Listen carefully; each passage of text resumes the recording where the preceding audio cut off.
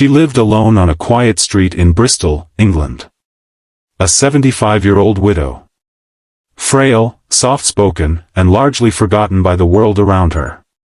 The kind of woman who kept her curtains drawn at night. The kind of woman neighbors occasionally checked on.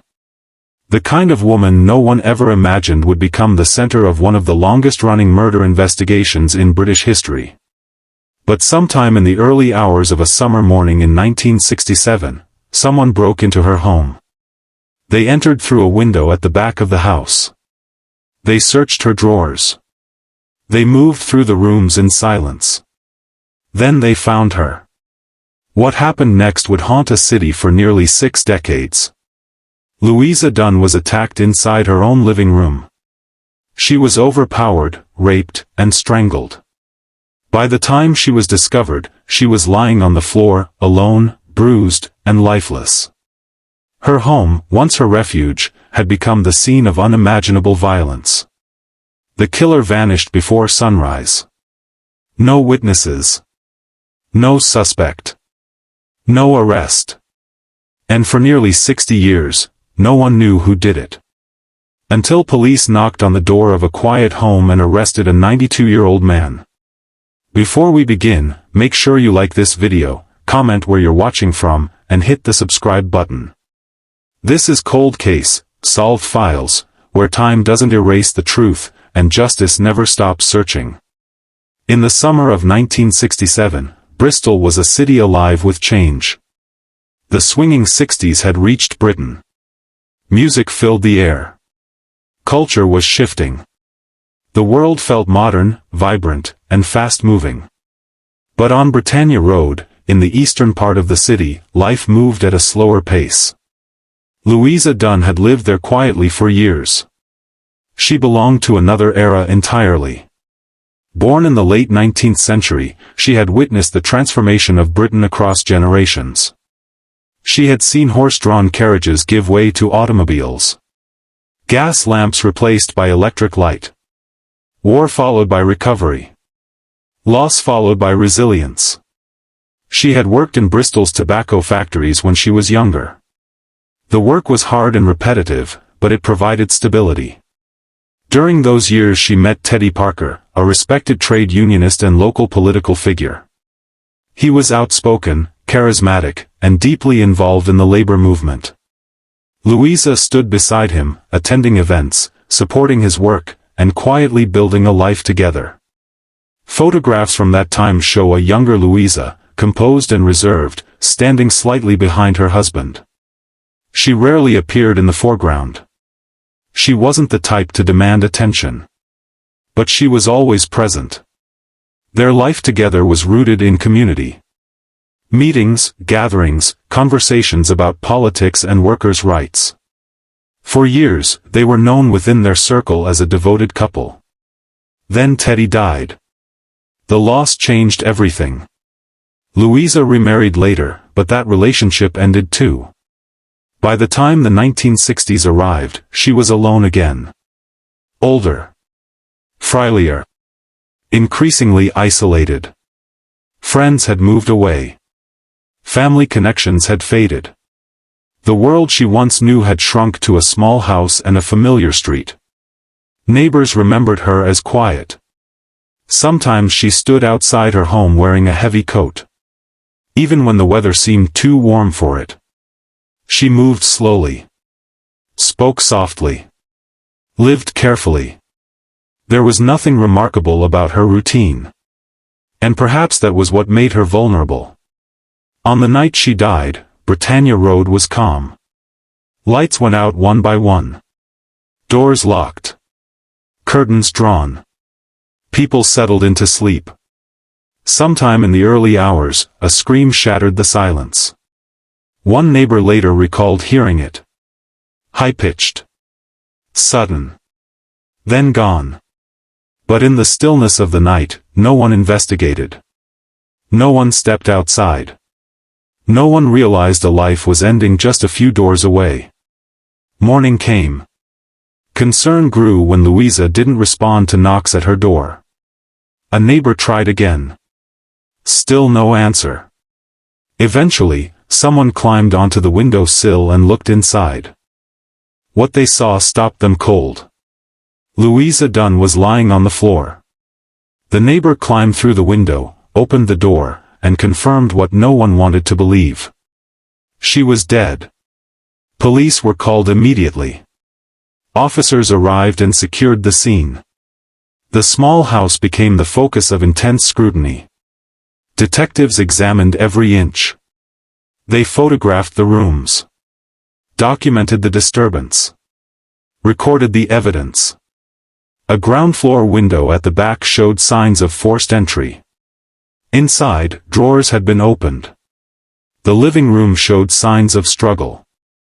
Louisa Dunn lay on the floor with bruising around her neck. Blood visible near her ear. Her clothing disturbed. The position of her body suggested violence, panic, and fear. It was clear this was not simply a burglary gone wrong. This was rape. This was murder. The brutality shocked even seasoned officers. The victim was 75 years old. Frail. Alone. Defenseless. News spread quickly across Bristol. Residents were horrified. The idea that someone could break into the home of an elderly woman and commit such a violent act created widespread fear. Police launched a massive investigation. More than 90 officers were assigned to the case. Detectives worked around the clock. House-to-house inquiries began. Every resident in the surrounding area was interviewed. Every possible lead pursued. Days turned into weeks. Officers knocked on doors repeatedly. They asked about suspicious activity. Unfamiliar faces. Sounds during the night. Anyone seen walking the streets.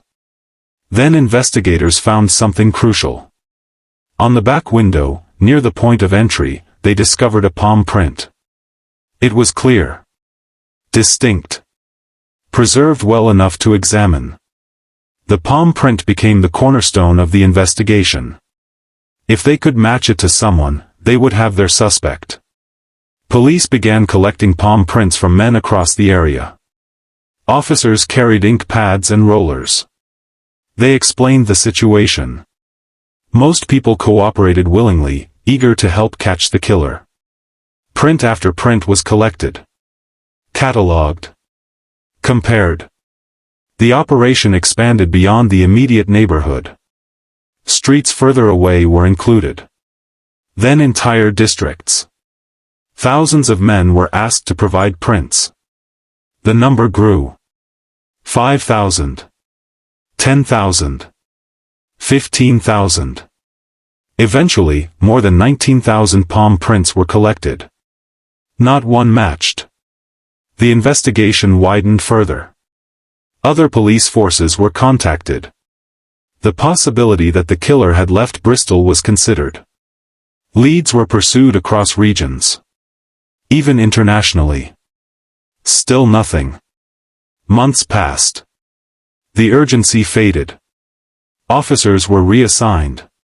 The case slowly cooled. Louisa Dunn's killer had vanished. Years passed. Then decades. The files were archived. Evidence boxed. The palm print stored away. The memory of the investigation became history. For Louisa's family, the pain never fully disappeared. But life moved forward. Conversations about the murder became rare. Some avoided the topic entirely. The absence lingered quietly. The case became one of many unsolved murders, a mystery frozen in time. Until 2024. A new cold case review team reopened the investigation. Advances in forensic science offered possibilities that did not exist in 1967. Evidence preserved for decades could now be examined in new ways. Boxes were retrieved from archives. Items catalogued again. Clothing. Tape liftings. Scene materials. Everything was reviewed. One item stood out. The skirt Louisa Dunn had been wearing the night she died. Forensic scientists began testing. Initial screening showed nothing. But investigators pushed further. Sections of the fabric were cut and treated with specialized chemicals designed to detect traces invisible to the naked eye. This time, a reaction. Sperm cells were detected. A DNA profile was extracted. It was the breakthrough detectives had waited nearly 60 years for. The profile was entered into the national database. A match appeared. The name shocked investigators. Ryland Headley. If you're still watching at this point, drop a comment with "I'm still here." Let's see who's truly following this shocking story. Detectives checked records. Headley was alive. 92 years old. Living quietly in Ipswich. A man who had lived decades beyond the crime. Police moved quickly. They arrived at his home. Knocked on the door. He answered calmly. He was arrested on suspicion of the rape and murder of Louisa Dunn. Nearly 6 decades after the crime, the suspect was finally in custody. But what investigators discovered next would make the case even more chilling. The arrest of a 92-year-old man for a murder committed nearly 6 decades earlier was already extraordinary. But as investigators began digging into his past, a darker picture slowly began to emerge. Ryland Headley had lived a long life. Quiet. Ordinary. Unremarkable to those around him. He had worked for years on the railways. He had a family. Children. A routine. Neighbors described him as reserved. Someone who kept to himself. Someone who didn't attract attention. For decades, he had blended into the background. But buried within his history was something investigators immediately recognized as significant. In the late 1970s, roughly a decade after Louisa Dunn's murder, a series of terrifying attacks took place in Ipswich. Elderly women living alone had been targeted in their homes during the night. The attacker broke in silently. Chose vulnerable victims. Threatened them. Assaulted them. In some cases, he used items found inside the house to restrain them. The similarities were chilling. In those cases, the attacker had been caught. His fingerprints were recovered. They matched a man named Ryland Headley. He was charged, convicted, and sentenced. But at the time of those crimes, no one connected him to the unsolved murder in Bristol years earlier. The investigations were separate. Different cities. Different teams. Different eras of policing. Now, nearly 60 years later, everything was being viewed through a new lens. Detectives began comparing the details. The victims, elderly women living alone. The method, breaking in during the night. The control, threats, violence, intimidation. The escalation, sexual assault. The pattern was unmistakable. Investigators now had DNA linking Headley to Louisa Dunn. They also had a history of similar offenses. The case against him was growing stronger. When police interviewed him, Headley answered most questions the same way. No comment. Over and over again. He showed little emotion. Little reaction. Little interest in explaining anything.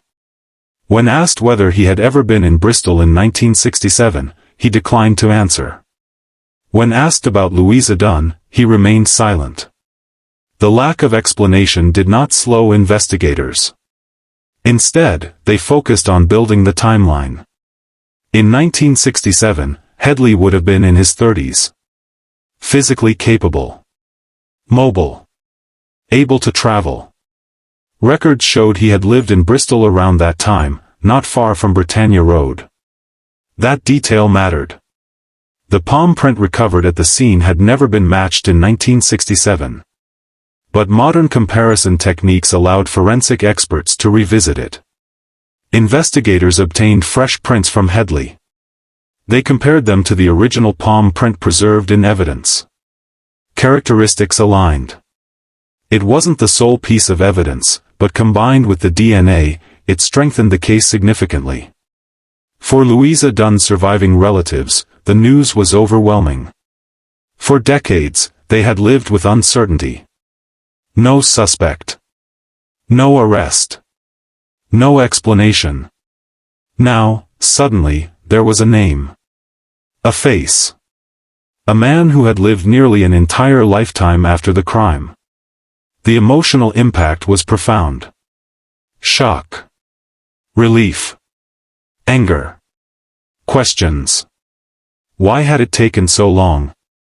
How had he gone undetected for decades? Had he harmed anyone else? These questions hung heavily over the investigation. Meanwhile, prosecutors prepared the case. The challenge was enormous. The crime had occurred nearly 60 years earlier. Many witnesses were gone. Memories had faded.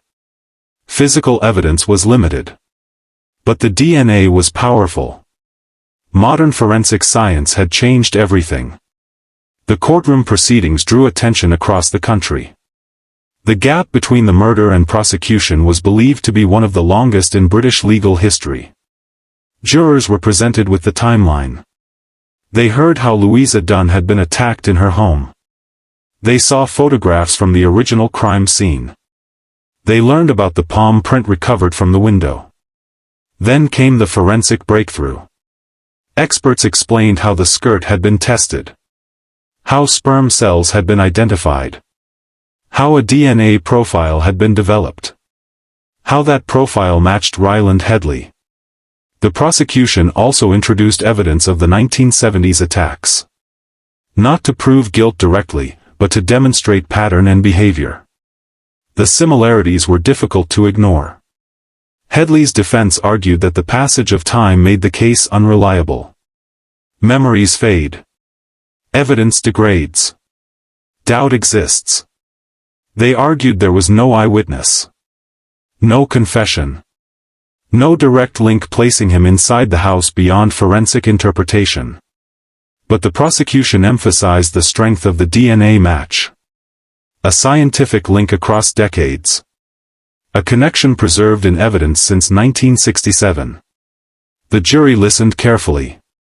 For Louisa Dunn's family, the trial reopened wounds long buried. The details of the attack were painful. The brutality hard to hear. The idea that the killer had lived freely for decades was difficult to process. Yet there was also a sense of progress. For the first time, the case was moving toward an answer. As proceedings continued, the image of Ryland Headley sitting in the courtroom drew attention. An elderly man. Quiet. Expressionless.